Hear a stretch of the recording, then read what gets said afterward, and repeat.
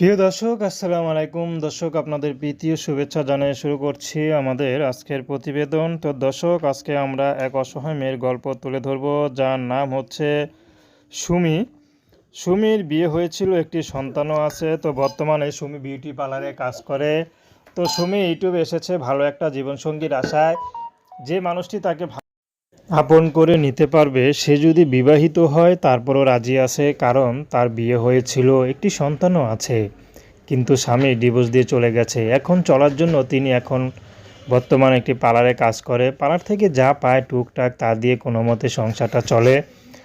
তো এখন চাচ্ছে বিয়ে শাদী করতে, যদি ভালো একটা মানুষ পায়। তার ইনকাম কম হোক বয়স বেশি হোক তাতে কোনো সমস্যা নেই, কারণ তিনি বললেন যে আমিও কাজ করি, তো আমার কাজে স্বামীর ইনকামে দুজনের ইনকামে সংসারটা ঠিকমতো চালিয়ে নেব।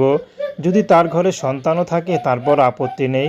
দুজনের সন্তানকে একসাথে মানুষ করে বড় করব এবং কখনো তাকে অবহেলা করব না। এমনও তো অনেক পুরুষ আছে তাদের নাকি স্ত্রী চলে গেছে বা মারা গেছে, এমন কোনো পুরুষও যদি বিয়ে শাদী করতে চায় রাজি আছে।